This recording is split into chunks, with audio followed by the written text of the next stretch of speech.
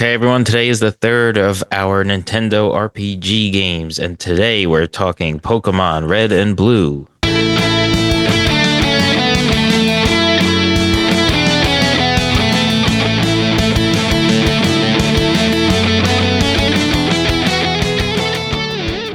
Pete, initial thoughts?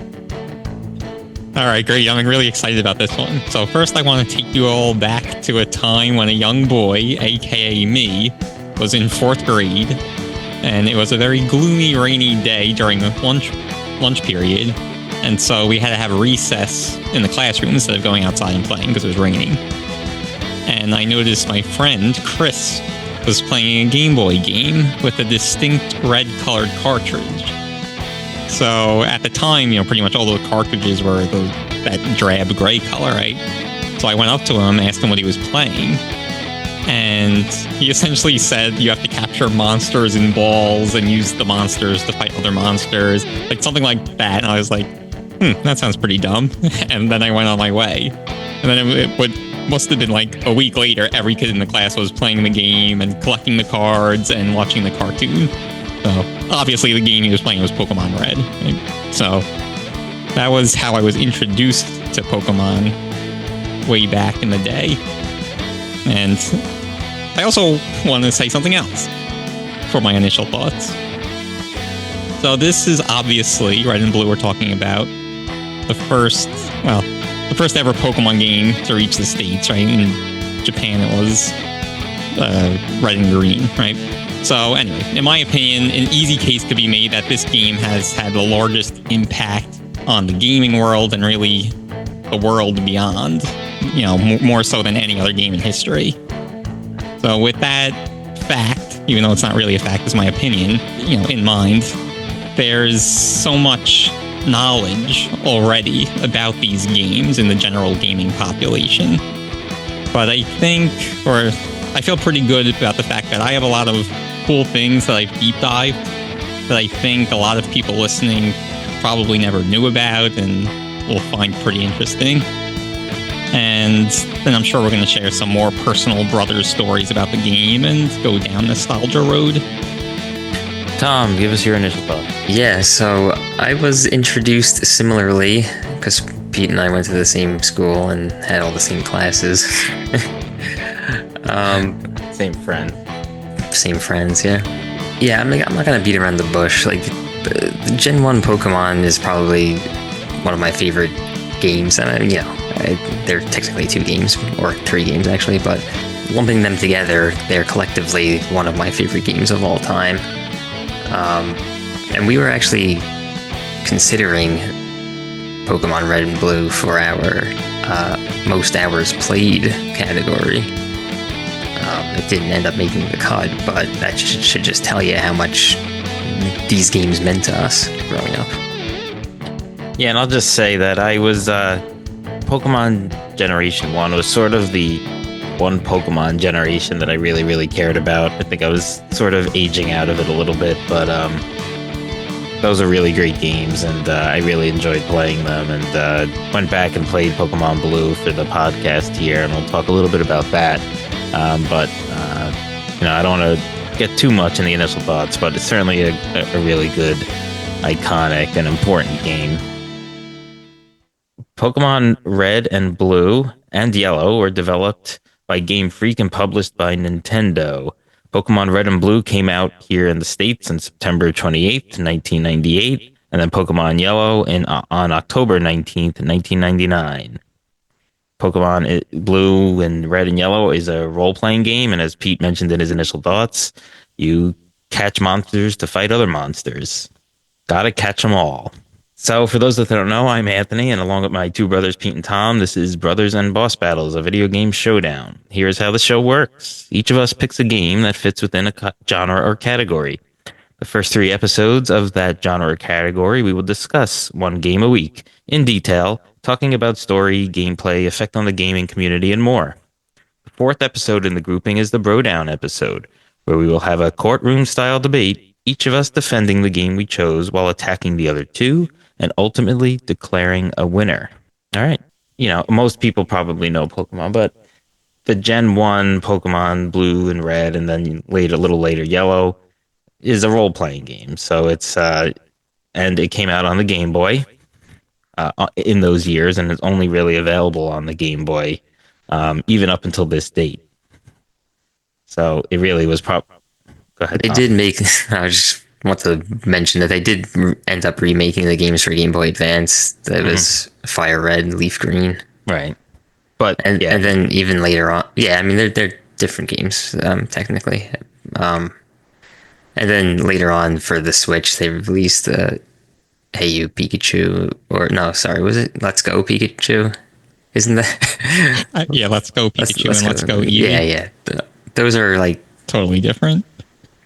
but they take place in like Kanto and all that. Yeah. but anyway, so Pokemon Red and Blue and Yellow are role playing games where you seek out to become a Pokemon champion. You have to fight these little kind of cute monsters out in the wild and try to catch them to use them as part of your team to face these other trainers and gym leaders to win badges and ultimately become a Pokemon master. So that's and on the way there are sort of nefarious characters like Team Rocket and stuff like that. And Pokemon just became so big and really spurred so much with the not only the video games but the cartoons and the movies and the trading card game, which is obviously very big. So it's really kind of expanded beyond video games. You know what I love about Pokemon? The your goal is basically the story, right? Like you mentioned, there's Team Rocket or whatever, but the story is basically you're setting out and you're going to become this Pokemon champion, this Pokemon master. You got to catch them all if you want to complete your Pokedex, or at least see them all. Like, you got to collect your 8 badges. I don't know. I like that. I kind of always know what I'm supposed to be doing from the first minute to the last. Right. Yeah, true. And a lot of RPGs, it's like, you set out at the beginning of the game, and then it's like you end up fighting and killing God at the end of it. It's like, I'm gonna go out and buy a pizza, and then there's always like some kind of twist. Pokemon doesn't really have that, which is unique. It is kind of cool, but even with that, there's still cool characters, I feel, throughout. And everything's sort of compartmentalized, where like the gym leaders kind of have a type of Pokemon that they use. And that's the other big thing about Pokemon is, there's grass type and fire type and water types. And it's almost like rock, paper, scissors. One's good against the other, but weak against the next. And, it's, and that becomes part of your strategy in building a team that's good against various different types of Pokemon. Yeah, and those things, I'm glad you mentioned that, because, after just playing a little bit, maybe you memorized it, but it made sense. Like in other games, it's like there's certain enemies that are weak against a certain type of magic, but it's just not intuitive at all. Whereas this, it's like, okay, this is a bird Pokemon, he's weak against rock or whatever. It just became intuitive. That's very intuitive. No, but once you learn that, because they're into these, they're classified, right? There's certain flying Pokemon, there's certain whatever, electric, water. We don't have to name all the types, and most of them are obvious what type they are, even if you've never encountered them before. Like that's a fish. I was pretty sure that's a water Pokemon.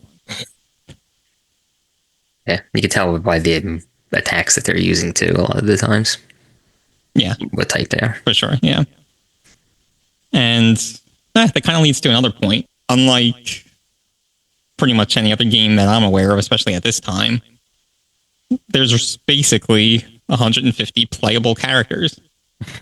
And you could form your teams however you want. And playing Pokemon, especially the original, a lot of times you purposely catch certain Pokemons of different types. So you have strengths against all types of enemies that you're fighting. Yeah. And which I think is really great. And what's cool about it is like they have your basic ones, like you could use and capture Pokemon from the very beginning of the game and that are, pretty weak, but that you make them stronger, or you get them through. Some are only appear on certain levels. There's the legendary birds, which we'll get into, which are, pretty strong characters, but there's only one of each. So you have to catch them in specific locations in order to get them, and generally have to use like powerful Pokeballs as opposed to your basic ones in order to catch them. So there's a lot of different options, and that you can kind of go in different directions. Like you can, like my most recent playthrough, I didn't capture any of the legendary birds. But those are sort of almost like side quests that you can do along with catching certain Pokemon versus others. Yeah, and also, I mean, I guess now that we're talking about it, there's like different Pokemon have different ways of evolving, and then you have to kind of figure that out for yourself. Yeah, right. Like that's the other traditional, just leveling them up, but then some you have to use, different elemental stones, or and then there's the couple that only evolve when you trade. Yeah. How do you get the elemental stones? Celadon City, there's the department store. Yeah. Right. Yeah, so like so for those that don't know, there's as you level up, there's certain evolution stages for certain Pokemon, and some have one evolution, some have two, and that would kind of coincide with how strong they get, and also Pete had mentioned briefly the Pokedex. So when you first set out, Professor Oak, who's sort of like your mentor, gives you a Pokedex to try and see all of the known Pokemon at the time, which in this game is 150, right? Or technically 151. 151. Yeah. So, that's another goal you can have. You could brush through the game and see like 20 or maybe a little bit more than 20 with facing enemies and stuff, or you could try to set out and at least see, if not catch, all 151. So again, that's just sort of increases the replay value and the different avenues you can take. Yeah, and we don't have to harp too much on this because everyone already knows this already, but there are some Pokemon that are exclusive to the version, whether you're playing red or blue. Right. So you have to kind of trade with someone to get all of them. Very smart marketing strategy by Nintendo on that one. Yeah. And then there are other Pokemon where you have sort of a choice, like the fossil Pokemon, for example. Right, yeah.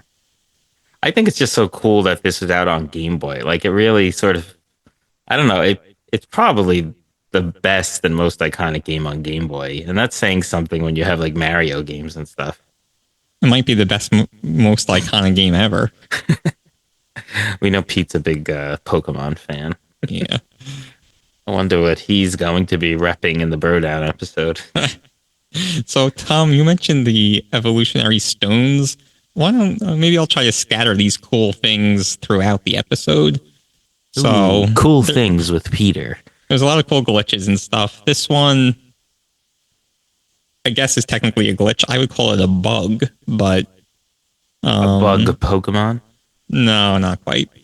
It's not a Weedle? There is essentially a way to evolve Pokemon who would normally evolve with an evolutionary stone without using an evolutionary stone. So there's, and I guess this is common in a lot of older games, and it's apparently very common in these original Gen 1 Pokemon games, but they use the same location to store different kinds of data based on when you may or may not need that data. So in this example, the same memory location is used to tell the game if an item was used outside of battle. So if you go into your inventory, select Thunderstone, there's some ID, some code that goes into this memory, and then the game reads it, and then your Pokemon will evolve. So when you're inside battle, that same location stores what Pokemon is in battle, which one of your Pokemon is you're using. So the trick is, if a Pokemon levels up that requires a stone, so let's just say Pikachu. We all know he needs the Thunderstone to evolve into Raichu.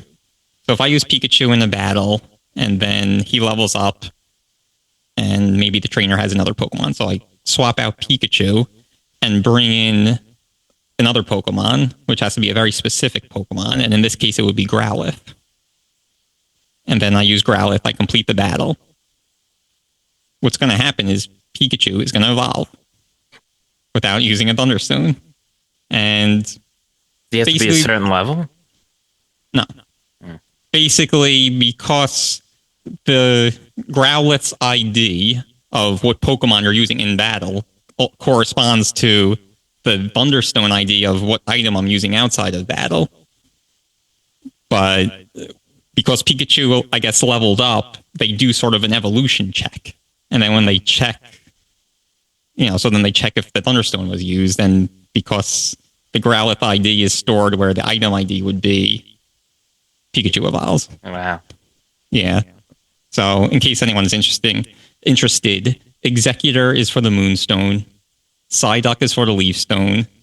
Growlithe, I mentioned, was Thunderstone. Onix is for the Water Stone. And then the Fire Stone is a glitch Pokemon. I'm not sure if it's Missing No or some other version of Missing No. And we'll get into Missing No, of course, later.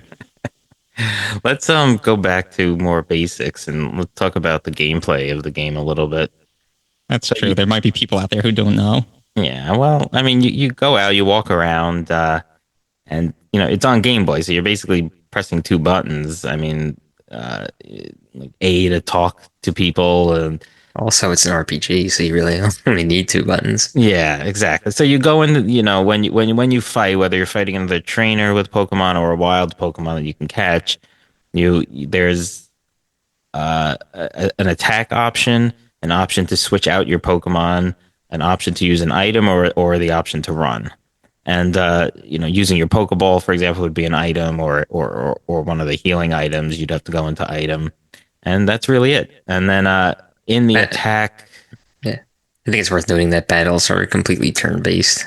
Yes, they're completely turn-based, and if you click on attack, the Pokemon can have up to 4 attacks that they learn as they level up. Or another feature of this game is that there's moves that you obtain throughout that you can teach certain Pokemon. And, that could sort of add a unique move to a Pokemon that may not otherwise learn it. And then there's other certain moves that are required to progress through the game. Like you may have to go walk on water, so to speak. So you have to use this move Surf, or cut down trees. So you'd have to use Cut. So those are moves that you have to give to a Pokemon throughout the game so that you could progress where you just walking the map, essentially, which is cool. I mean, then you got to strategically determine whether you give it to a Pokemon you're not going to use, or you give it to, or you make it one of the 4 move items of a main Pokemon that you have.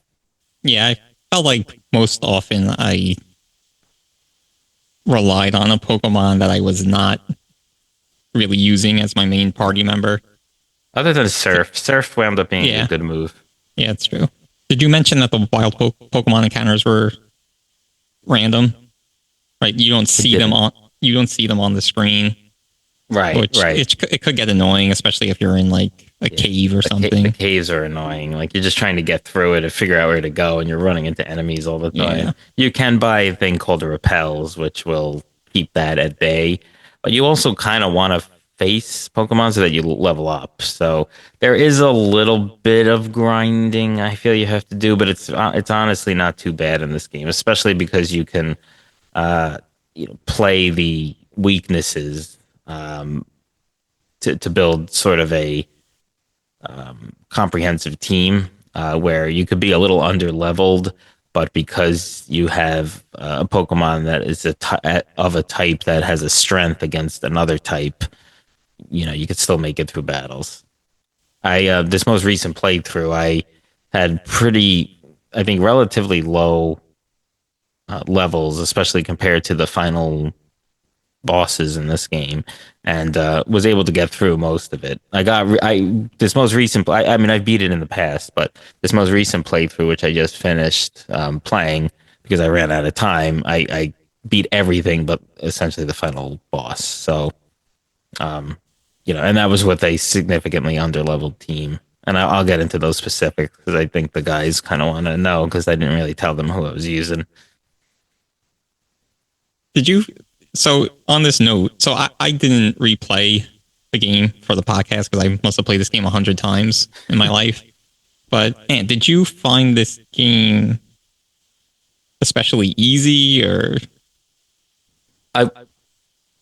Do I want to do comparisons before the bro down? I would do, since we now have our new format where we're kind of, but I didn't find it Mario RPG easy, but with a little bit more grinding, I would have breezed through it as opposed to getting through everything but one boss. Yeah.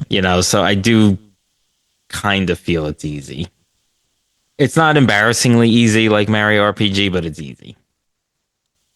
Yeah, I just feel like Tom uses the term baby's first RPG at some point, and like you really could call this game that as well, right?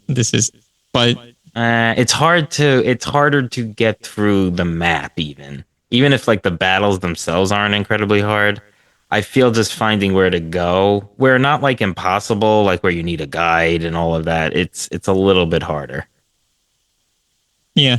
You really have to read, which I don't mind, but like you have to read like the trainer tips and stuff just to like, I don't know, you see a tree in the way, you need to be kind of told that you have to find this HM called cut and then be able to cut it down with a Pokemon like that. Like nuances like that make it a little bit more challenging. Yeah, I mean, I think the game has a decent amount of depth to it with like the different Pokemon types, and so like there's strategy involved. It's not just like use your basic attack on everyone. Yeah. Okay. But what do you think? No, I mean, again, if you want to compare it to Mario, then which is a good and important comparison for the discussion, you guys are right. Right, this isn't linear I'm not gonna say at all, but it's not very linear. And like Anne, you said, you have to figure out what to do, and then there's a lot more complexity because of just the variation in who you could use and all that. So yeah, I agree. Anyway, I was going to make the point that like if this is kind of a simple basic RPG, but it's awesome, we shouldn't be using that as argument to say other games are bad. Yeah, I mean, but the game in itself isn't incredibly easy. I just think the battles can kind of get easy. Like you have a strong of each like main type. If you have like because you get 6 Pokemon for those that don't know. So if you have like one, and let's say you grind with them, which isn't difficult, it's just time consuming. If you have if you get your Pokemon up to level 60, let's say, like if you have a level 60 Fire, a level 60 Water, a level 60 Psychic, a level 60 Leaf, a level 60 Electric, and a level 60 like Rock, you're never gonna lose like one battle. Yeah, and all that took was time. Like it didn't like I mean, but I feel like a lot of, especially older RPGs, are like that, right? I guess just run around the open world map and level up your characters a bunch, and then it gets easier. Yeah, I mean, what's cool here is that there is so much to do outside of that, like catching certain Pokemon. The whole gotta catch them all really was smart and really added to the game. Yeah. For like sure. that could have almost been the game and it still would have been fun. And like, but then you add this whole, Pokemon trainer master kind of a thing on top of it. And, it gives you a little bit of a story and different cities to visit. Now, like, look, you're playing on the Game Boy. It doesn't look beautiful per se, but it's still fun. Like you have, a bigger city, you have caves, you have islands, and it's just you go on this big adventure and it's kind of cool. So Tom mentioned the depth to the game, and so I wanted to mention something here about how the Pokemon stats are calculated. Right, so in Gen 1 they have these hidden DVs, I think that's determinant values, that basically goes from 0 to 15. So, like, that basically determines how strong a Pokemon is. So I could have 2 level 5 Pidgeys, but one is stronger than the other, right? Based on these hidden values. So I think that's cool. That's one thing. And these are all hidden, and there's no way to figure it out. Is that right? Yeah, it's not like Pokemon Go where you could see what level, how many stars they have, so to speak. I mean, there's no way to figure it out without being a computer hacker. Yeah, Gotcha. exactly. Yeah, I just meant like from playing the game. But go on. And there's also what they call stat experience, which I wasn't even aware of until I started digging into the game recently. So every time you defeat a Pokemon, you get experience towards certain stats. And that is based on the stat of the Pokemon you defeated. So if you defeat a fast Pokemon, you're going to get more speed stat experience. And then as you level up, there's like a base amount of increase you get to all your stats for your Pokemon.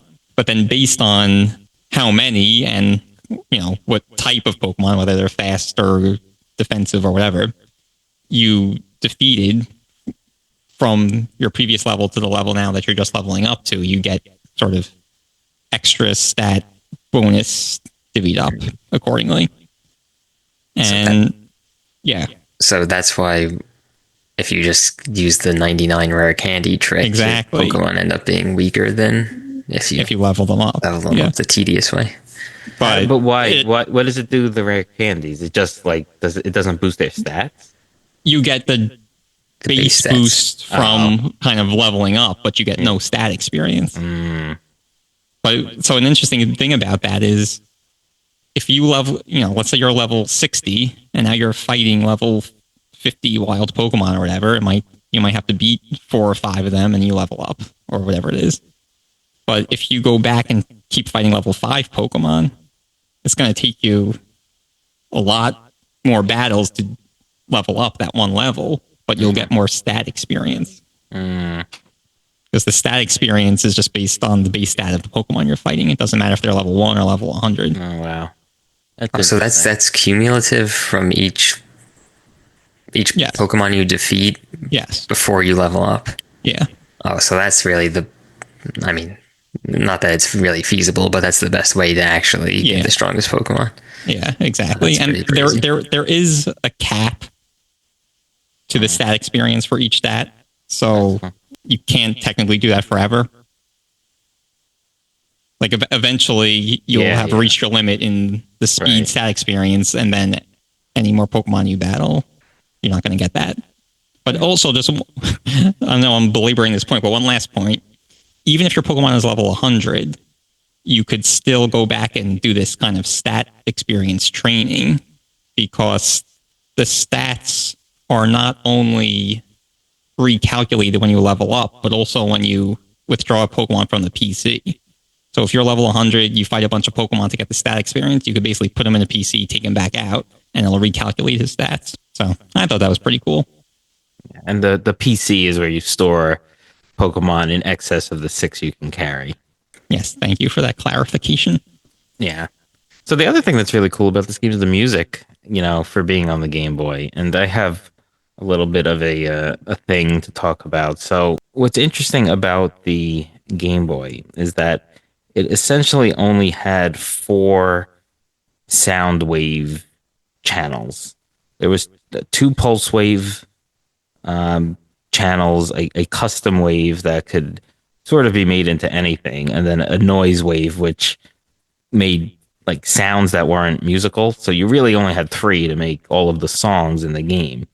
And in a sense it sounds somewhat chiptune-y, but there was actually the music kind of mimics a lot of the composer Bach's composing with the use of counterpoint. And that is essentially not using a chord where it was 3 notes at the same time, but various different methodologies where you'd have different notes playing at different times, but sort of together. So on each channel, you'd have 1 note, but rather than being a chord, you'd also have in between arpeggiating and other sort of techniques that would allow these three separate sounds to sound like good together and to make various different types of music. And there's like, more ominous, scary music in certain parts of the game that really gets through. Like when you're in that like ghost Pokemon section or like the Pokemon graveyard part. Yeah, the Pokemon Tower in Pokemon Lavender Tower, Town. right? And versus like some of the other springy music in a lot of the other sections of the game. But it's just some of the music is just really it's become so iconic, and it's it was always one of my favorite levels and this is the obligatory Super Smash Brothers discussion because it's a Nintendo game, but I really love Nice. I wasn't sure we were gonna get one this time. yeah, I really love the Pokemon level in the in I don't know whatever game they were introduced in, but it had that music, like sort of that main theme music, and it's just so good, and it comes from this game. No, that's really cool. Yeah. Yeah, it's really the counterpoint thing, which Bach used in his composing, which obviously with more instruments and stuff eventually when people do orchestras and everything. But it's just very interesting that the Game Boy was so limited and the sounds are still so full for something that was so limited where you essentially couldn't really have a chord. Yeah, that's cool. I don't know if it's a like chicken or egg thing. I think the music is just really awesome by itself, but maybe part of it has to do with just the fact that it's Pokemon and it's so iconic and great. The game is that it makes you feel good when you're hearing the music. But yeah, even without that, I think just the music is really fantastic. Yeah, I didn't know it was so limited to like essentially three music sounds. So that was interesting. And there's no voice acting, so to speak, obviously in this game, but there are text boxes, and each Pokemon makes its own unique sound.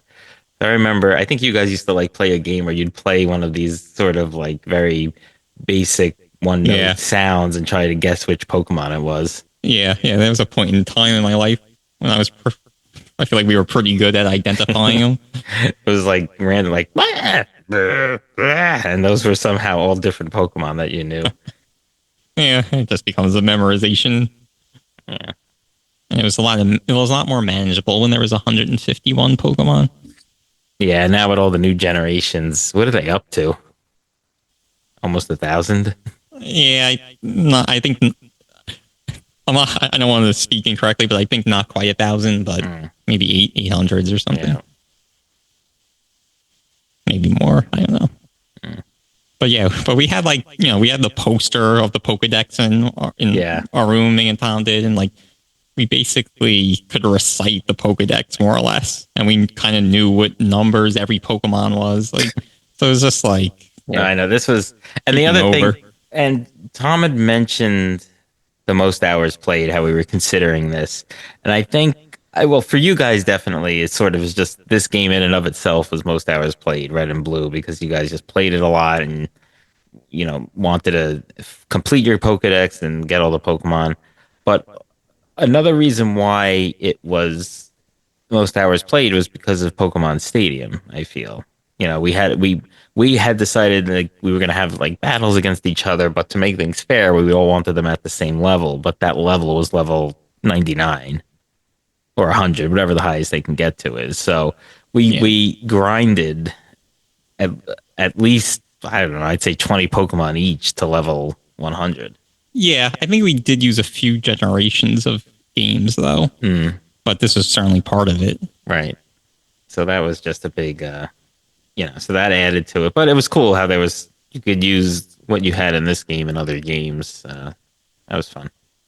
Yeah. So just real quick, since you mentioned Pokemon Stadium, they used that to help you collect them all. So there was this gym leader castle in Pokemon Stadium, and every time you beat that, you got a reward of a random Pokemon, which was a Pokemon that you had a choice that we were talking about making. So the EVs, the fossil Pokemon, the Hitmons, and the starters. So if you had Pokemon Stadium, you were able to kind of collect all of those without needing a friend to trade. They also had the surfing Pikachu, right, in Pokemon Stadium. Yeah, that's ringing a bell. I forget what that was all about. Yeah, I think it's basically just a Pikachu who knows surf, who can learn surf. Yeah, but was it any certain thing you had to do, or was it just buy the game? No, I think there was some. I don't remember exactly, but there was some task to complete in order to actually get it. All right, let's take a quick break and we'll be right back.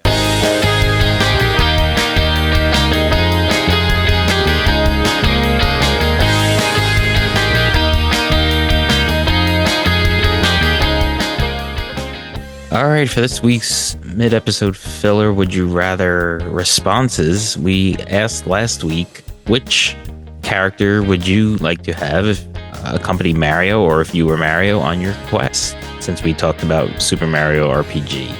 And we listed 3 options out of the 4 you can pick, and those were Bowser, Peach, or Geno. We ran the poll on our social media sites, X and Instagram, at Bros Boss Battles, that's BROS Boss Battles, and we actually wound up with a 3-way tie here. So that's pretty interesting. So us brothers might have to break that tie, and we'll see, unless all 3 of us pick different characters this time. So, Tom, why don't you go first? Yeah, I would choose Bowser as my companion because I think he had the highest levels of salt that his lair was overtaken, and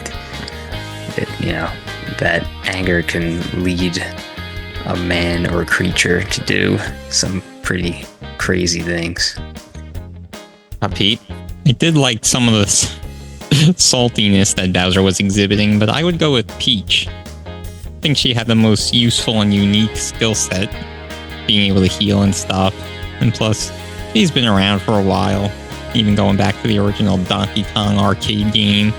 So I think she's the coolest. So I would have went with Peach. Okay. Was it Peach back in those Donkey Kong games, though? I don't think she was called Peach, was she? I mean... No, and actually in the original SNES version, she wasn't called Peach of Super Mario RPG. It was Princess Toadstool, right? Yeah. Anyway, I get That's your the same point. character. Yeah, and I'm gonna break the tie here and go with Peach as well. I do think you had a lot of offense from a lot of the other characters, but she really was the glue that held the teams together and let them win and beat their rivals there. So I'm gonna go with Peach, and Peach is therefore the winner. All right, thanks everyone who participated. Catch us on Instagram and X at Bros Boss Battles. YouTube at the same handle, Twitch from time to time, our website at brothersandbossbattles.com, and wherever you get this podcast. Give us a like or subscribe. All right, now back to the regular episode. All right, we're back from our mid-episode filler portion, and we're talking Pokemon Red and Blue, and Yellow technically, but mostly Red and Blue. Yeah, I'm curious who you were rolling with in your party. In your most recent playthrough. Yeah. So I don't know, before I go into that, I was trying to think of like the first times I've played this and like who was in my party back then. And back then I tried a lot harder. So I think I had like all or some, if not all, of the legendary birds. I kind of distinctly remember having at least Articuno. I remember I was a big Gengar fan. Back in the day, so I had him. I kind of forget who else, and I usually started back then with Bulbasaur, who would eventually turn into Venusaur, just because I felt, since it was blue and red, I felt like Venusaur or Bulbasaur as the green characters sort of got left out, so I always sort of went with him as opposed to Blastoise with blue, or Charizard with red, or Charmander with red, and Squirtle with blue. I'm going between their most evolved and least evolved forms. But anyway, I guess we'll go into yours. But since you asked, I can tell you what mine was. So I started this time with Charmander. By the end, when I was facing the Elite Four, he was up to like level 45, which is below all of the, like pretty much all the Elite Four in levels like 50s at that point. Yeah, that seems pretty low, if I remember. Yeah. From what I recall, yeah. And then my next highest one was another mid 40s level, and that was Butterfree. I had Butterfree's pretty cool because they can get like psychic abilities, which I felt was very helpful. So I had Psybeam and Confusion with Butterfree. So did he have sleep powder or poison powder? Yeah, and sleep powder. And sleep powder.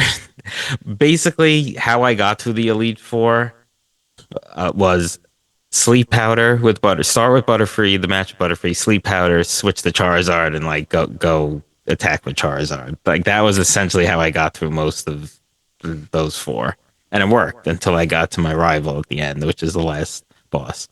So anyway, those two. I had a Weeping Bell.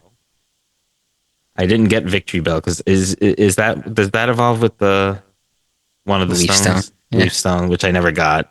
I had Graveler, not Golem. Does that also need a stone? Trade. Oh, that's a trade. So that wasn't going to happen. Yeah. We'll talk about the trades after this too, because that's another very interesting and cool component of the game. So we're up to 4. So I had 2 more. I had Pidgeotto. And is that also trade to get Pidgeot? No, or is it just level up? High 30s? What level was he? Yeah. Probably mid 30s. Wow. And then Raticate. Wow. I kind of just wanted to blow through it. So you really caught Pokemon probably before you had your second badge and then used them. Yes, yeah, that's essentially what I did. And like with the psychic moves of Butterfree, that took down a lot of people. Obviously, any leaf or bug Pokemon, and like there's one of the gym leaders is Bug, right? So it's like they went down pretty quickly. Or has some bug Pokemon. Yeah, I think Koga has like a Venom. Yeah, right. Venomoth. Yeah. So it really was just tough getting through like the water, like getting through Misty, I guess. Yeah, you started with Charmander, so for sure. Yeah, and then also having like a Geodude or a Graveler at the time. I don't know if I really even had them at that point. But that's really all I used. I used the Poliwag for Surf and a Paris for Cut. And like other than that, I mean, I caught a few. Like you're talking about the Hitmonlee and Hitmonchan. You could pick one of them. I got Hitmonlee, but I never used them. I did catch a Snorlax, but I never used him. I didn't get any of the legendary birds this time around. But that kind of goes to what we were saying about like the ease of like actually getting through it. Like I had under-leveled Pokemon and got up until the last boss. And I even taught Raticate. If I had leveled up Raticate more, I might have won because I taught him Blizzard. I didn't know that he can learn Blizzard, but I booted up that TM, and it says who's able and not able to learn it, and he was. I was like, oh, I'm gonna do this, but I just never then spent the time to level him up enough to where he was actually useful against the Dragon Pokemon. So, because if I did, I probably would have gotten through that battle too. That's interesting. That Raticate learning Blizzard thing just reminded me of the Stab, the same type attack bonus. So, like, Blizzard on Raticate is not as good as Blizzard is on a Ice Pokemon. Right. But still, yeah. Well, was there Ice Pokemon back then? Or was it more like, right? There wasn't really, other than like Articuno, right? Was Ice like there was Ice moves, but there wasn't Ice Pokemon, right? I think there is. I think Jinx was. Yeah. Oh. And Dugong. Oh, okay. I didn't realize that. I think a lot of them were like water and ice. Yeah. But yeah, I didn't spend the time to like. Gengar was also trade, right? Yeah. So why don't you talk about the trading in the game and how that was effectuated with the Game Boy? Yeah. Well, since we're kind of talking about, there was four from Gen 1 that evolved from trading. Haunter into Gengar, Graveler into Golem, which we mentioned, then there was Machoke into Machamp, and Kadabra into Alakazam. Oh. So those are 4 that required it. But I mean, basically the trading worked with the link cable and 2 Game Boys and a friend. And so there was, back in the day, there was a lot of, can I trade you my Kadabra and you trade them right back to me on the evolves kind of thing? Yeah. It was like Venmo, but with Pokemon. And not trading back, I guess. Yeah. So nothing at all like it. Well, unless you like accidentally pay someone more money than you're intending to. Like, oh, can you give that back? Yeah. And then there were some trades with NPCs, right? Yeah. Oh, yeah. They always had the stupid nicknames. Yeah. Oh, you could like trade me your Spearow for whatever. Yeah, I remember. Farfetch. Yeah. Yeah, that was it. Wasn't there Yeah. like Lickitung and Mr. Mime? Mr. Mime, yeah. And That's cool. that was the only way to get all those Pokemon, right? From trades. Mr. Mime, yeah. Lickitung, was he in the Safari Zone or no? I don't remember. I'm not sure. Yeah, I kind of just blew through the Safari Zones. Like for those that don't know, it's like Pokemon. Like it's kind of like an open area where you get a certain amount of Pokeballs to catch Pokemon. But it was really tough because like Well, you don't get Pokeballs, you get Safari Balls, right? right, yeah, especially. But like it was really tough because it's like you can't damage them. You either have to like throw the rocks at them, which usually got them to run away, or the food. It was just really tough. I caught a few decent like ones, like somewhat unique ones in there, but like it was a little frustrating at times. Yeah, for sure. But it is a cool little addition. Yeah, it is. And yeah, right, because it kind of centralizes a few Pokemon, so there's not like so those 20 Pokemon or whatever that's there, you don't have to like go looking for in the wild necessarily. And it was an opportunity to add like new ones there. Yeah. There's actually a glitch with the Safari Zone. Ooh, glitch. Yeah.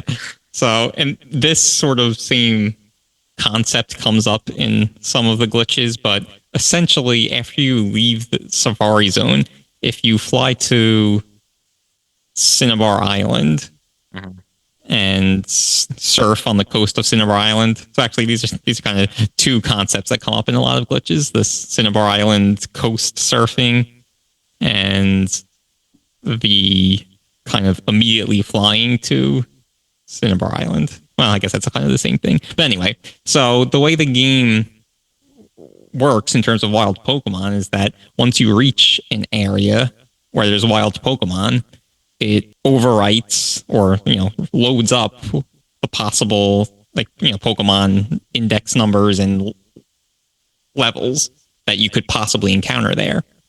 So when you're in the Safari Zone, it loads up the Safari Zone Pokemon. But then if you immediately go to Cinnabar Island, there's not supposed to be any wild Pokemon there, so it doesn't overwrite that data yet. But because of the error in the way those first coastal tiles were coded, you can encounter wild Pokemon, even though you're not supposed to. So you'll encounter the wild Pokemon from the last location, which is the Safari Zone. So then you could have an easy time using Sleep Powder and weakening them and using your Ultra Balls. Interesting. So that's when you surf, right? Yeah, you gotta surf to get the Cinnabar Island. No, but you could, if you've already been there, then you could fly to Cinnabar Island. Then you have to use surf on those coastal tiles. But so like whatever like that route is that's next to this. Yeah, you have to go one tile adjacent to the coastal tile for it to be considered that new route. And that's part of the problem. Oh, okay. So this is technically Cinnabar Island. But so like normally would there be random encounters there? Or I guess it's just always the last place you are. Exactly. Yeah. Which is normally that route that you're surfing from. And so it doesn't look funny. Mm-hmm. So any other interesting glitches you want to talk about, Pete? I mean, there's tons, yeah. Where to begin? So let's just get the missing no glitch out of the way. Yeah. This is quite possibly the most known glitch in any game. Yeah. So you talk to that old man. Anthony, you remember the old man in Viridian's... he's in one of the houses. Viridian City, right? No, he's not in one of the houses, but he teaches you how to catch Pokemon, basically. Okay. Yeah, I remember having that conversation. Yeah, that's pretty early. Yes, yeah, very early. So when you're doing that, it's kind of like, now you're from his perspective, and it says like old man. Basically, the game changes your name to old man, but it has to save your actual name somewhere. So it saves it where in the same location, and we're kind of seeing this concept again, where they're using the same location to store multiple things at different times. But it'll store your name in the location where it says the wild Pokemon that you could possibly encounter and their levels. So then when you go through that whole tutorial and you're done and you're back on the map, if you fly to Cinnabar Island. And now we're seeing this concept again, right? So when you get out of that tutorial, you're in the city, but there's no wild Pokemon there. So it's not going to recalculate the wild Pokemon that you can encounter. Same thing after you fly to Cinnabar Island. And then when you surf up and down those coast tiles, they were erroneously programmed to have wild Pokemon encounters. Now, when you say surf, are you in the water or like you have to be on land? It's like those the dark edge kind of between.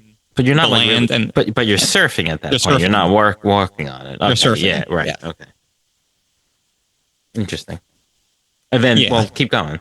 Because missing though is like, it looks a certain way, right? Yeah. So depending on what your trainer name is, you'll find different Pokemon of different levels there. And that includes levels above 100 also, which is a glitch in and of itself.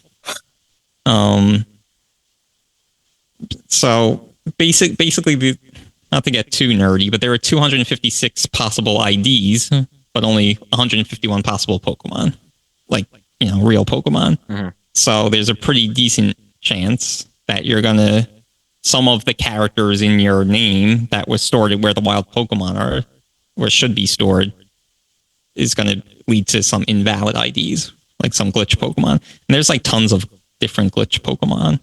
Okay. Missing No being the most famous. And that looks like what? Like it's just like a scramble, right? Yeah, it looks like a scramble. Yeah. And can you catch them and use them in battle? Yeah, you can. And what type are they? Like how do they act? Are they normal I think it was he flying, or he has Peck, the move Peck, I think. But then there's like another version called M. It's called M. Not another glitch Pokemon or whatever. That's pretty common. But it does at least it corrupts your Hall of Fame. I'm not sure if there's other implications to encountering or catching them. But then, I recall one of them transformed into Kangaskhan or something. Yeah, maybe something like that. Sounds familiar. After you caught it and then used it or something in battle, maybe. Yeah. I don't know. But then, so that's an extension to the missing no glitch, is that getting, I think was it 99 or was it 128 of the 6th item in your inventory? The 13th hour of 13th month. Yeah. Well, yeah, except that there's a reason for all of this. So you're never meant to encounter these glitch Pokemon, obviously. Yeah. So when you do, the game tries to update your Pokedex that you've encountered a Pokemon. Right. But instead, it updates the quantity in the 6th item slot. So the item data is stored right after the Pokedex data, so that I don't know exactly why it happens, but that's kind of why it happens, right? At some point after the Pokedex data, it's trying to update it to the missing no ID, but instead it updates the quantity of the 6th item in your inventory. What if it's like the town map? Yeah, I don't know. Or bike or something. Yeah, I have 1,000 bikes. All right, my head hurts now, but thank you for that. You don't get any cool stuff like that anymore now because I know all the consoles have so much storage space. Yeah, I mean, memory space. I know, it kind of was cool. It's cool that it's spurred so much discussion and that now YouTube videos and it's cool that they can't go back and correct the patch or anything. It's Then there's some stuff that not necessarily, there are glitches, I guess, because you're not meant to encounter them in a normal gameplay, but they're basically were included in the game intentionally, and for some reason, never meant to be encountered by the user, like Mew, for example. So go into Mew. Okay. Well, actually, so Mew's a little more interesting than the next thing I want to talk about, because they did have some events where I think there was one in the first one in Japan was, I think you basically mail into some magazine and then they select a few random people, and then they would have to send the winners would send their cartridge. They would have Mew uploaded into their game, and then the cartridge would be sent back to them. Oh And there's actually, yeah. And there's like nowadays, well, I don't even know if it's nowadays anymore, but in the later generations, they would have things like at McDonald's or something, and you go on the Wi-Fi and like you could get these types of Pokemon. But I was actually reading a lot of interesting stuff online where they were trying to locate one of these original Mews, like legitimate Mews, not from using a glitch or a Game Shark or anything. And there was one, I think it was in Spain. There was one that was like they couldn't really prove if it was or wasn't, but it's possible that it was an original one. So you can get it from the game. Like when you say an original one, or you mean through this like Japanese upload? Yes. Oh, I see. Yes. And like you could like they have like the original trainer name and I guess or trainer ID. Like when you get traded a Pokemon or something, and so that's how they could identify it. Yeah. But because Pokemon, these original Game Boy games, right? They had an internal battery, so eventually, if that battery died, you could replace the battery, but your saved data would be lost. Yeah, that's crazy. So that's another reason why it's very unlikely that one of these survive. Like, I guess there are ways to like save the file on some computer or whatever, and then replace the bat. But right. That's just so cool. Interesting. Like you really never knew that these Game Boy games had internal batteries until this game. A lot of those games you didn't have to save or could save. Yeah. This game takes. I mean, my blow through playthrough this last time was still 20 hours. So if you catch them all and do all, catch all the legendary birds and do all that, I mean, it takes 35, 40 hours plus. Yeah. Yeah, I mean, the battery lasts for maybe 10 years. I don't know. Yeah. It's interesting. Because, I remember we were like looking at purchasing via eBay and stuff. And like that was a big, note about whether the internal battery was in there and all of that. Yeah, because again, you can replace them. It's relatively cheap. It's just annoying. Like you have to either know what you're doing or find someone who does. And But anyway, so on the Mew glitch, so the key to the glitch is basically tricking the game into starting a battle before it's supposed to. And basically, so it doesn't trigger any let's call it determination of which Pokemon you're supposed to be encountering now. Right. So if you're starting some legitimate battle, it's going to check for which Pokemon you should be fighting.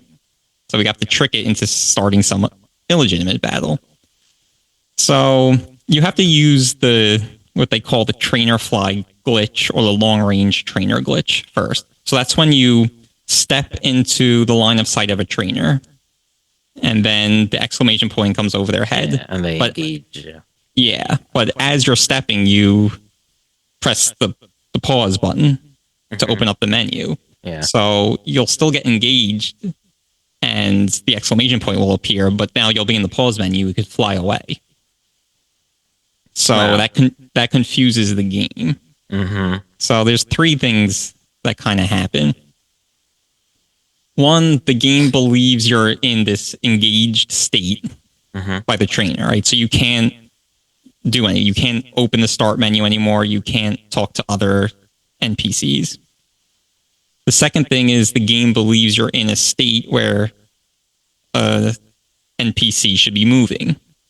So in a lot of cases, that's a trainer. That could also mean like when you're using strength on a boulder, that's like, a thing that's moving. So you're in that state. And then the third thing is, and this is an important distinction, this is specific to whichever location you're in. But normally the game is in a state of checking if trainers can see you, basically. But after a trainer sees you, then it's no longer in that state, right? It's no longer checking because now you're engaged. Yeah. Okay. So those are the three things now that's confusing the game. So when you could pause the game and you use fly, you're going to fly near Route 25 and battle the youngster with a level 17 Slowpoke. The very infamous level 17 Slowpoke. Okay, so this has to be done in a way where you don't walk up to the trainer and talk to him. You have to have him have to move toward you. And the reason for that is because one of those three things that the game was tricked into doing. The trainer thinks there's an NPC that should be moving. Yeah. So if he doesn't move, the youngster, then the game basically freezes on you. It just locks up and you can't do anything and nothing happens. So when you engage the trainer in that way, where he has to walk, and then you defeat him, the first two tricks or the first 2 points that the game is confused about go away. So the game no longer thinks you're in an engaged state because you just encountered a trainer and defeated them. So now everything's back to normal. So you could use the start menu, do whatever. And then the second thing is where the game thinks a trainer should be moving, right? He walked up to you, so now that also nullified that part. But the third thing, and this is what we need, is still incorrect, right? So, because again, that was specific to the location. So the game still thinks is no longer in a state where it's looking if trainers could see you, but it's in a state where it's preparing a battle, essentially. It's going to show you a dialogue box and then start a battle. It still thinks it's in that state. So after you defeat this level 17 Slowpoke, you go back to that original location where you did the original trainer fly glitch thing. And then when you get there, the start menu basically just automatically opens. The reason why that happens is because I just mentioned the game thinks the trainer's dialogue box is going to come up and then the battle's going to start. But it doesn't know which dialogue box to bring up because you're not actually engaged with a trainer.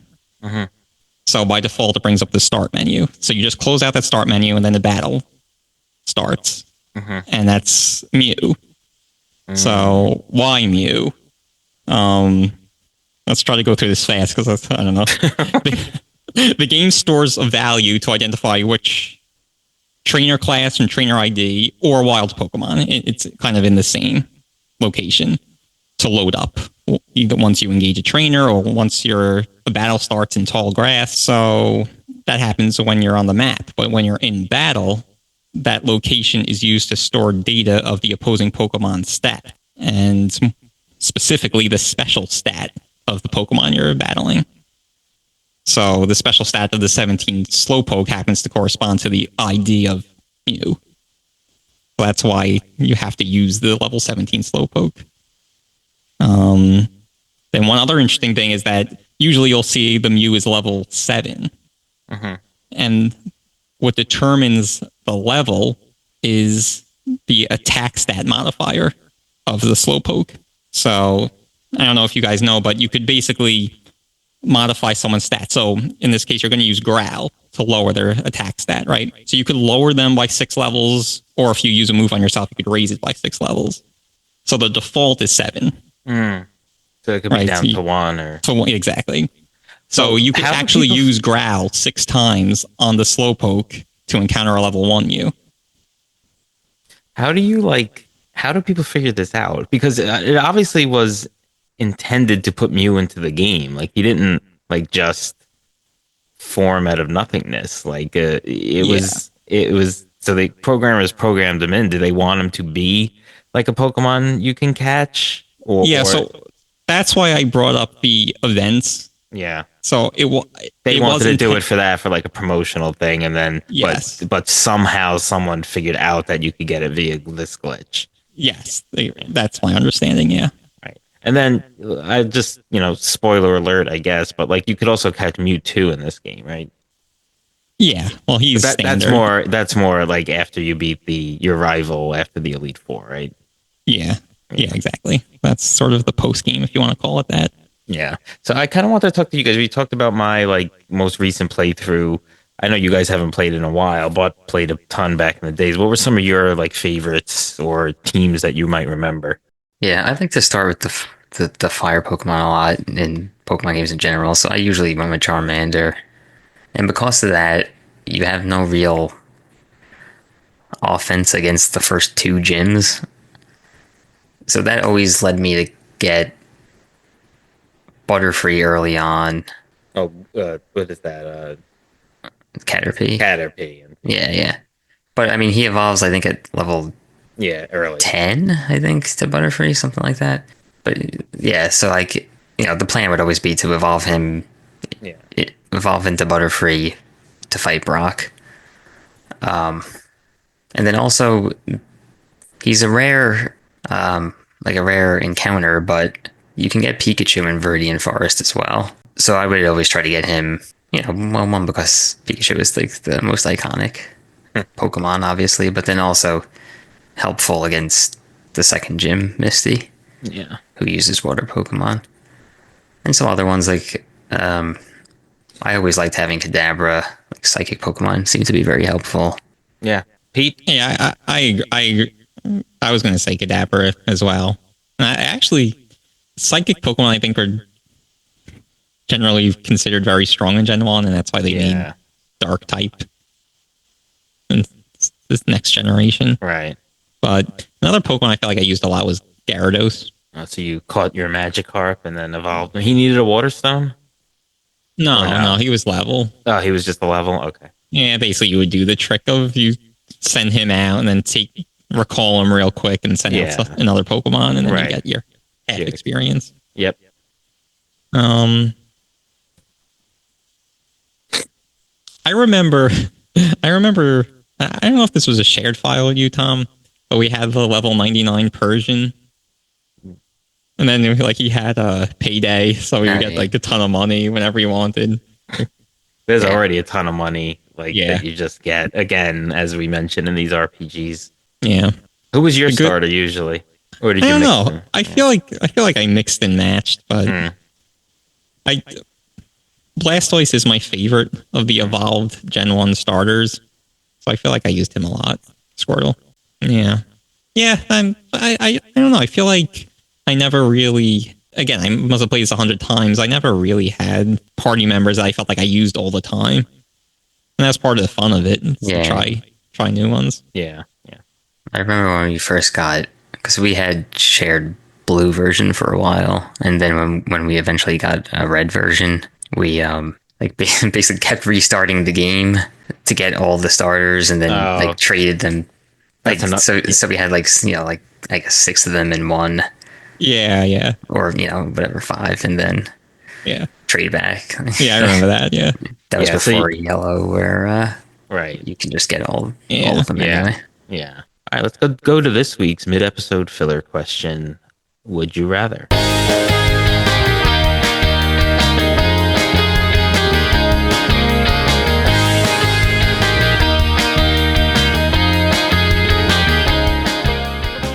All right, Pete just mentioned in the episode that Blastoise was his favorite out of the 3 starter Pokemon, and we're talking Pokemon Blue and Red today.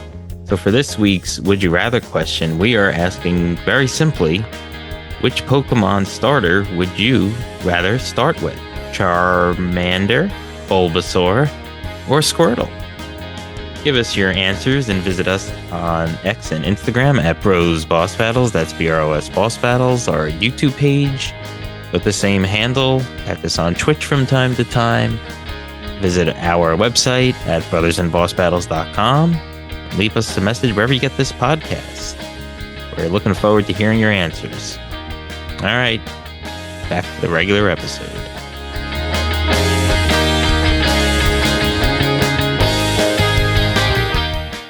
We were talking before the break about kind of the Pokemon that we like to use in our parties and whatnot. Well, first of all, I think I said 99 level Persian. I meant the level 100. But anyway, I was reading about the Gen 1 tier list, and I thought maybe it would be fun if you guys guessed who was near the top of that list.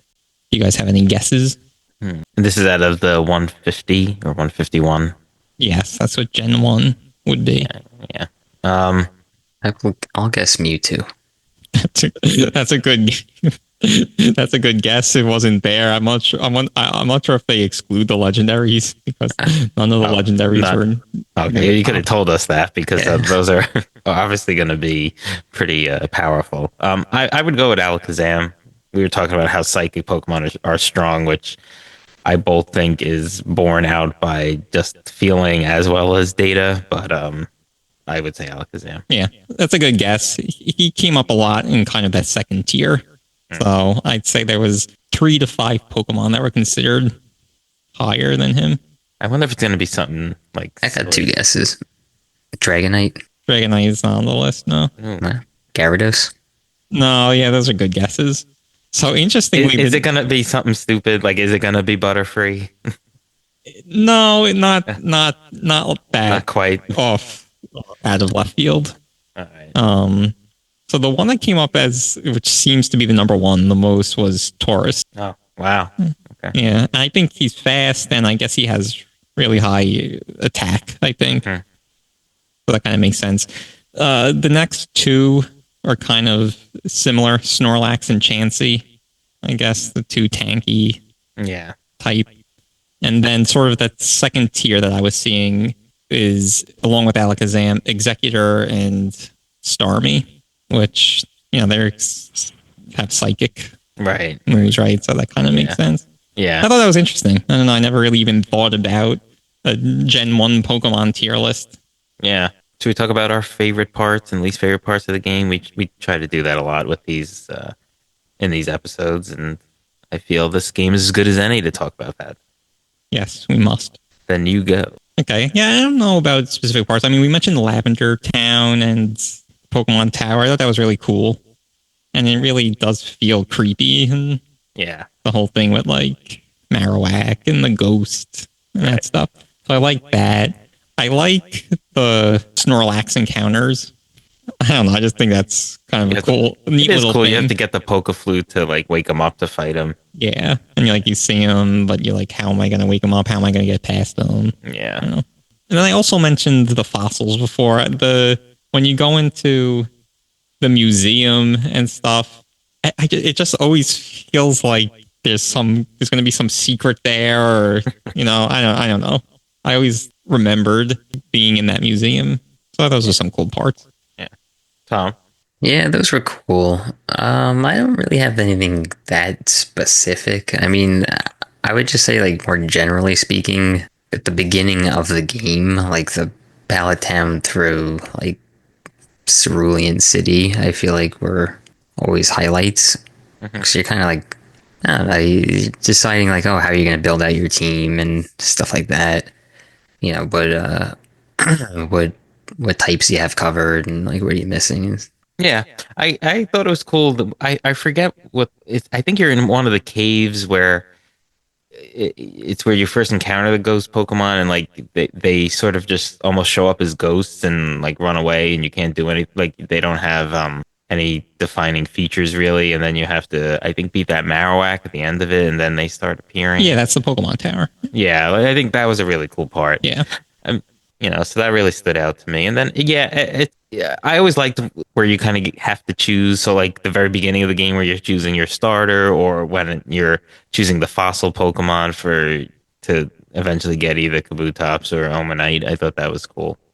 What I wanted to mention, is that like this game does have puzzles in a sense in some of those levels where you have to either like teleport to the right place or use those panels that make you spin, but like they could like spin you into like wrong directions if you're not on the right tier of spinning mechanism. So like those were in various different parts of A couple of the game. gyms. Yeah, a couple of the gyms. I think towards the second to last gym, I think that's in. Yeah, the Sabrina's gym, which is the psychic Gym, right? Yeah, and then I think in the final gym, where you fight Giovanni. right. Yeah, and then even I think in Silphco, right? Yeah. Yeah. That's the other place. Yeah. Then there's the gym with the invisible walls. Yeah. Oh, right. Yeah. Yeah, since we mentioned Giovanni, that is also very cool. You go back to basically the second town Yeah. in the game, and you fight you get your last gym there. Yeah. Your last badge there.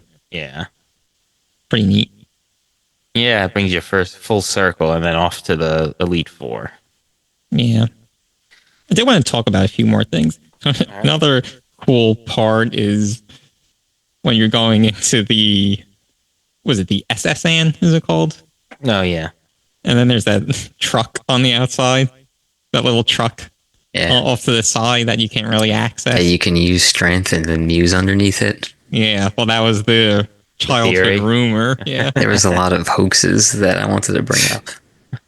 Yeah. That being the main one.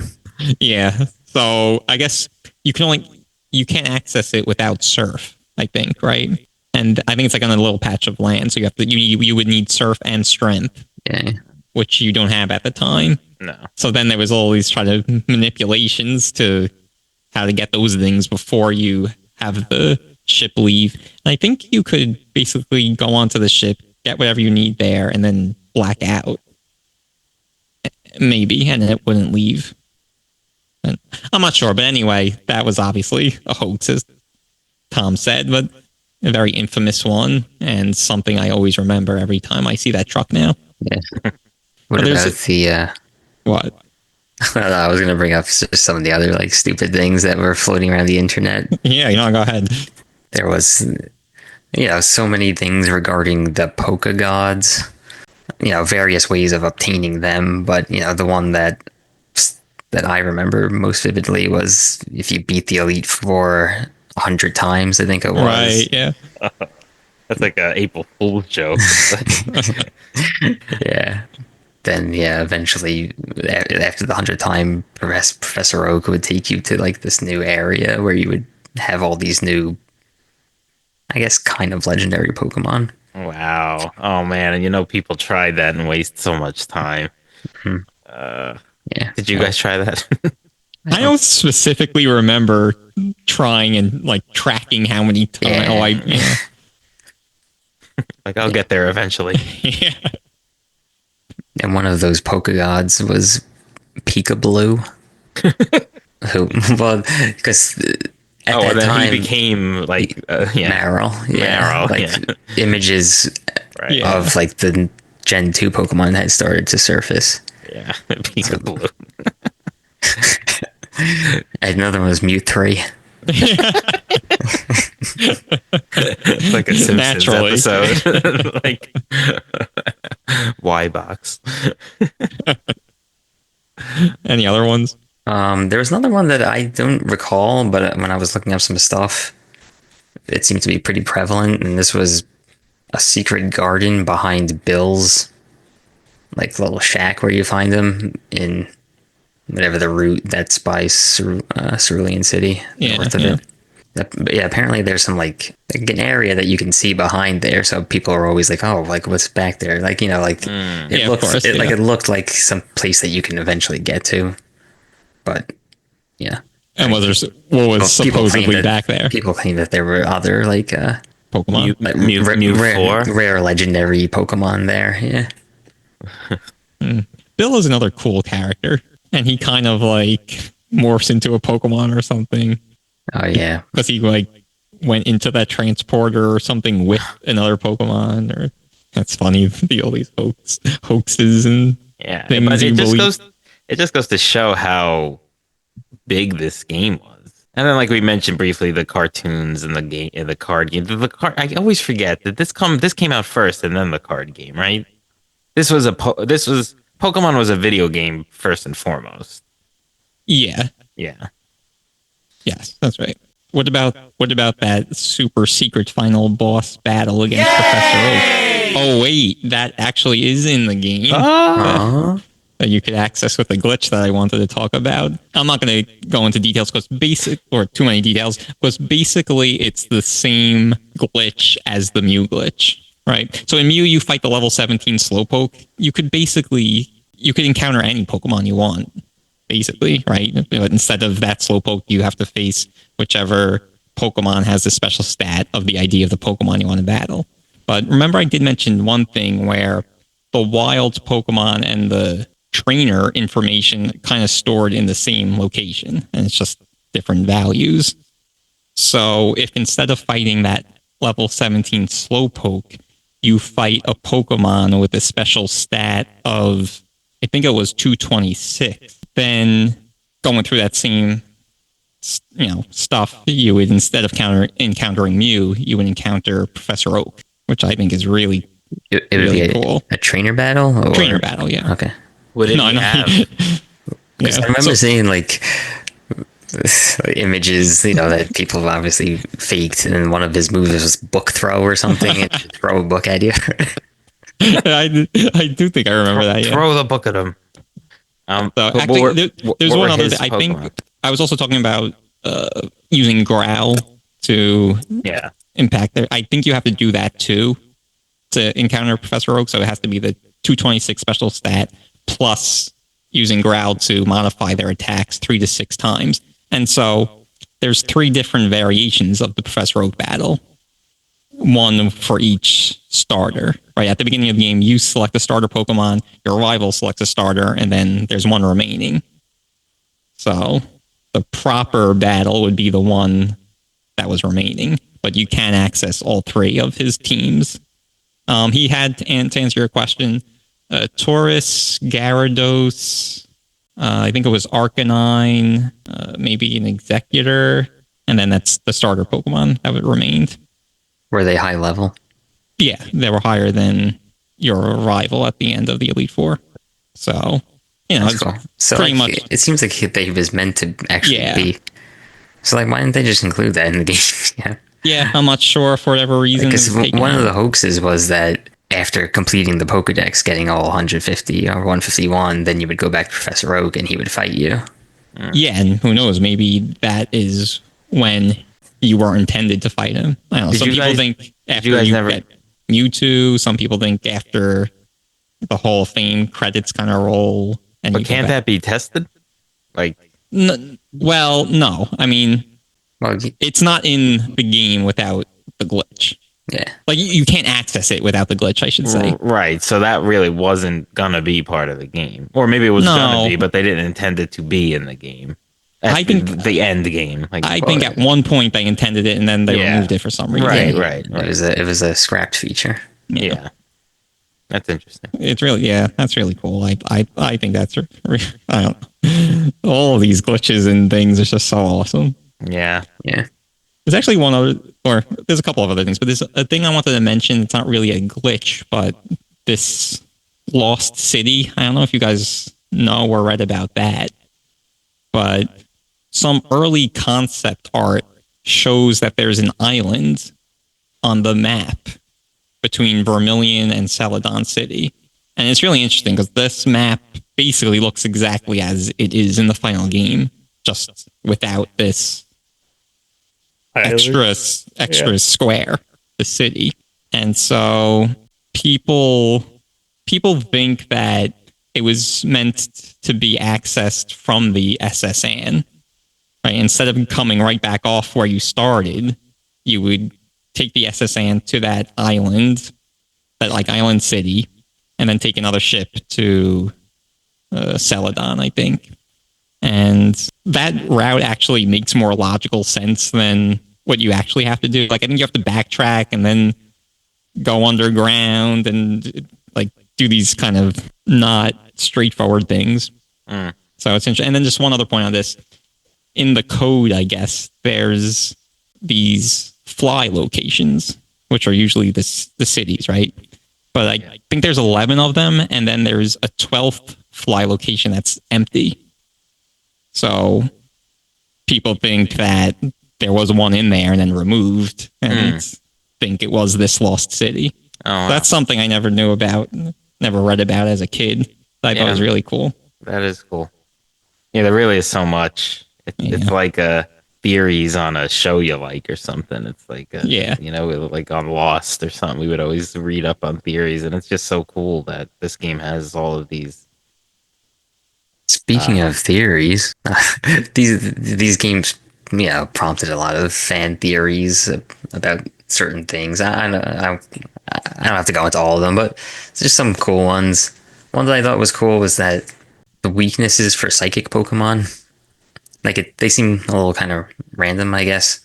So in this game, it's Bug and Ghost are what psychic are weak against. And then, in Gen 2, they added Dark, which it's also weak against. But so Bugs, Ghosts, and you could kind of classify that as maybe Death or something, and Dark are 3 common human phobias. Now, why those apply to psychic Pokemon instead of something else is anyone's guess, I guess. But I just found that interesting. Yeah, that is cool. It could be. It is. You could also maybe make the case water. Maybe people are afraid of drowning, swimming, Yeah, but fire. Like when you start going into that, it could be anything. I mean, there's Yeah. probably a phobia for every irrational yeah, that's true. thing. I have an irrational fear of being struck by lightning. Like, Yeah. I will say though, the Fear psychic of being Pokemon, normal. It's weak against normal Pokemon. yeah. Or maybe, I don't know if I'm just thinking of like Alakazam, but I did feel like the psychic Pokemon are a little more human-like. You know, even like Hypno and Drowsy. Yeah. Yeah, they were sort of like upright on two legs. Yeah. I don't know. That's interesting. Yeah. There's also the one about Ditto being a failed Mew clone. Yeah. Yeah, because just, for a little more context, because they're the only two Pokemon that can use Transform, which is kind of cheap because, like, Mew can use every ability. Every move, yeah. And then, people say they're similarly colored. They both have, like, that pink hue to them. Right. But the one that's, like, kind of gives a little more credibility to it is that they both have the same weight, because they have height and weight for each Pokemon, they tell you. So Yeah. Yeah, that's a good one. I always found it funny how, like, you can catch Articuno, Moltres, and Zapdos, and it's like you're just sort of like this kid, and you wind up catching this three one-of-a-kind Pokemon, essentially. I know it's just part of the game, but it's, that's how you become the very best. Yeah. That's how you be the very best. I was singing the cartoon theme song. Yeah. Another great song. Yeah. There were a few little, like, sort of bugs or exploits I just wanted to mention real quick. So X accuracy, right? That's meant to increase your accuracy up one level, right? We were talking about. Wait, people actually use those things? Yeah, the only enemies in my playthroughs. Well, you're gonna want to use it when you hear about this. So instead of just increasing the accuracy one level, it instead eliminated all accuracy checks within that battle. So you use an X accuracy, and then you keep using a one-hit KO move with a 30% hit rate. It's going to hit every time. That's cool. So error. So that item was glitched out then, the entire... Basically, yeah. Wow. Yeah. Huh. Another thing I found interesting was we talked a lot about that Pokemon Tower when you fight that... the Marowak, the ghost, you could actually, right, you needed that self scope to identify it and battle it. Yeah. You could not do that whole part and just use a Pokédoll to flee the battle, and it'll progress the story. Use a what? A Pokédoll, which is an item that basically allows you to flee. Oh, so if you use that on Marowak, you essentially can progress? Yes. Oh, wow. Yes, without getting the self scope. Hmm. So that was another sort of bug that made it in. It's hard to find those edge cases. Yeah, exactly. It's funny. Is that also the place where you need flash to see? Or was that one of the caves? That was one of the caves.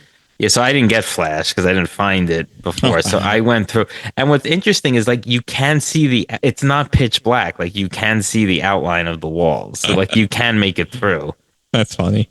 Yeah. And that's excruciating, though. Yeah, it was excruciating. I feel like it's hard to see on the Game Boy, even in normal light. Right. And that was early on, so I was like, but I did it.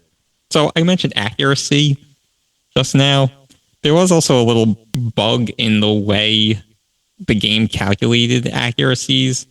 I won't bore you with the math, but basically, like, a move that was reported as 80% accurate would only hit something like 79.6% of the time.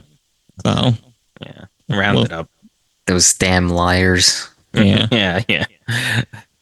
And then I'm curious, Tom, if you knew about this, the badge boost. So every odd badge you get, so 1, 3, 5, 7, you would get a boost to a particular stat for all your Pokemon in battle. So the Boulder badge, I think it was attack. You would get a 12.5% boost to your attack stat if you had the Boulder badge. You didn't know about that, right? No. Yeah, either did I. But now there's also a glitch associated with that. Of course. Glitchmon. If you use a move, or presumably an item too, that would alter your stats in battle. Modify was the word I want to use. Modify your stats in battle.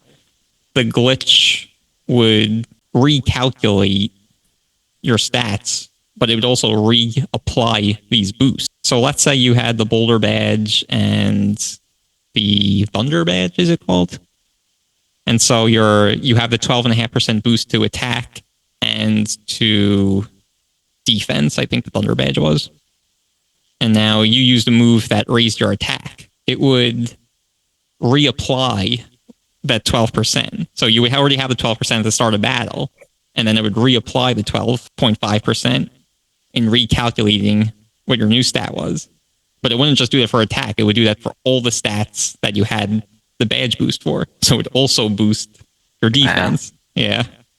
Yeah. So those stat modifiers were actually really useful to use in the game because of all these glitches. Yeah. Yeah. But I'm just so amazed at how many things I didn't know about. And I'm not talking about the glitches, but just like the badge boost and different things like that. Yeah. I mean, that's not something that they explicitly tell you, is it? I don't. Well, I don't think so. Everything of the badges was just like Pokemon up to this level will now obey you. Like that's sort of. I thought, obviously that, and then for the story, you needed to get the badges, but that's really the extent of it that I think you sort of know out in the open when you're playing. Yeah. I also want to talk about a couple of things that I didn't like about the game.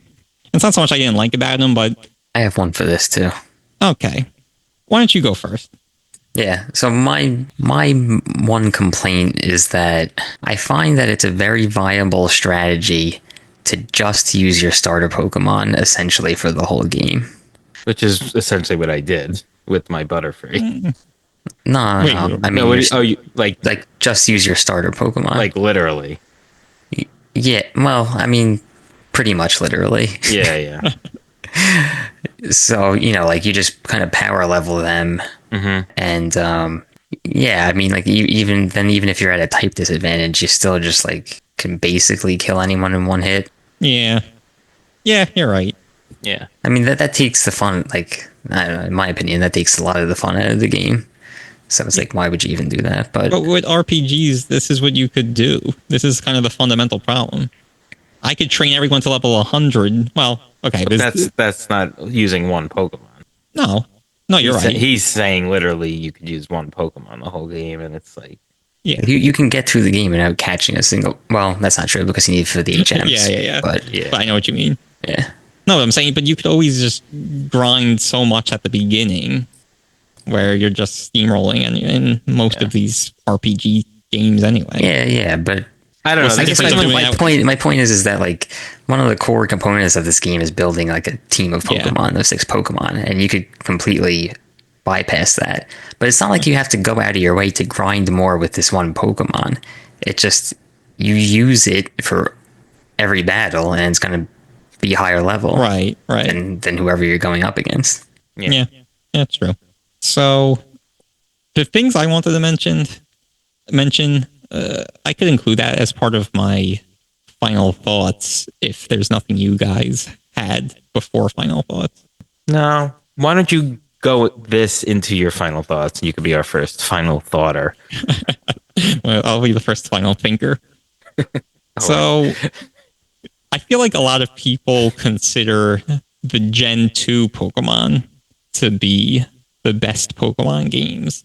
And admittedly, there are a lot of things that were introduced in Gen 2, right? So absent from Gen 1, like Shinies, for example. I think that's really cool. Pokeball types, like that was in Gen 2, right? No, I mean like they had like the lore ball. Yeah, and net ball for catching. Yeah, I don't know how cool those are.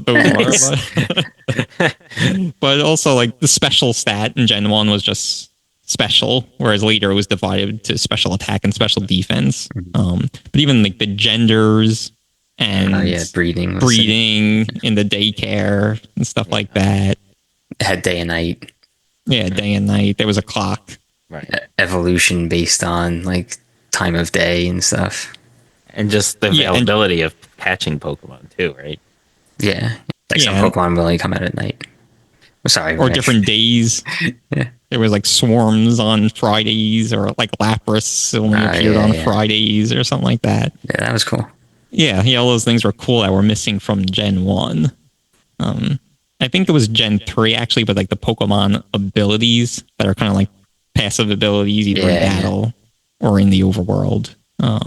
Even like little things like the bike, I don't think in Gen 1 you could kind of program it to your select button. I think you had to go into the menu and use it. I kept trying to use select because I remember doing that and it wasn't working. Yeah, so I think that was introduced in Gen 2. Right, okay. So like, how does this tie into your final thoughts then? My final thoughts is like, I'm not going to argue with those people, but for me, Gen 1 Pokemon game is still the best. And it's just like I don't want to be like, oh, it's the original, so it's the best. But it's just like, maybe because it was when I was growing up and I played it when it first came out. But like I was talking about, I know all the original 151 Pokemon. I don't, like, if you told me Pokemon number 204, I'd be like, wait, was he in Gen 2 or Gen 3? So. That's a good point, because like I feel like I can't name a single gym leader from Gen 2. Meanwhile, I can name every single one from Gen 1, and you can name all the Pokemon that use, pretty much. Is that also due to you guys watching the cartoon, which pretty much track Gen 1 games?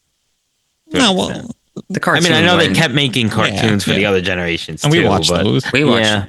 Like, we were still young when Gen 2 came out. Yeah.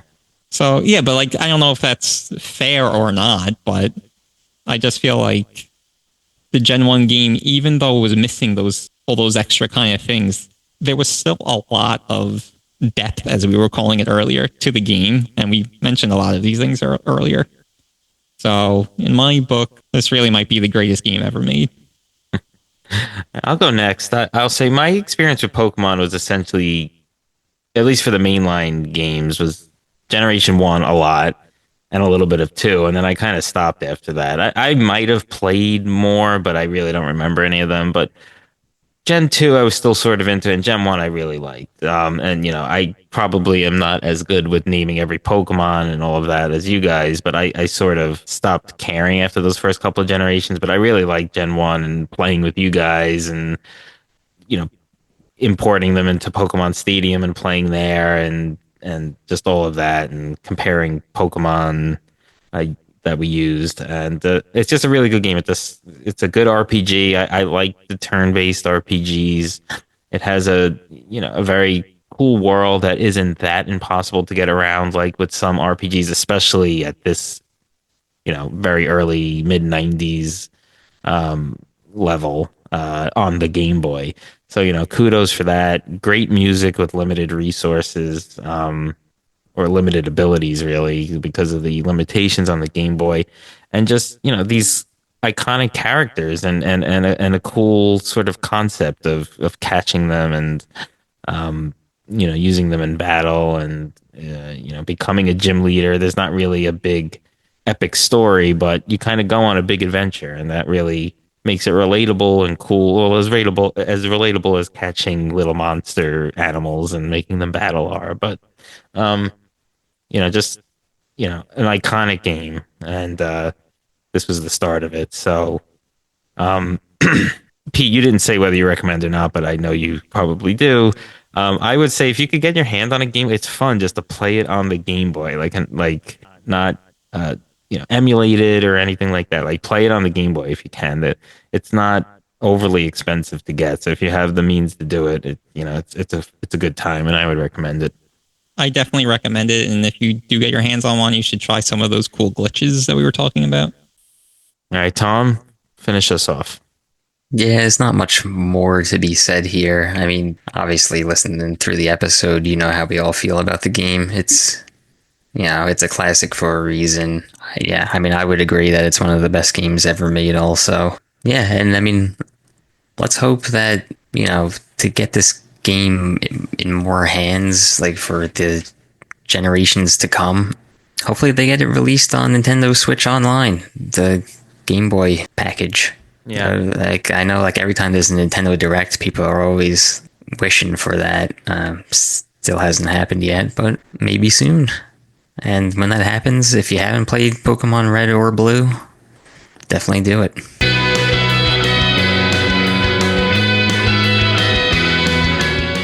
All right, there you have it. Pokemon Red and Blue and a little bit of Yellow.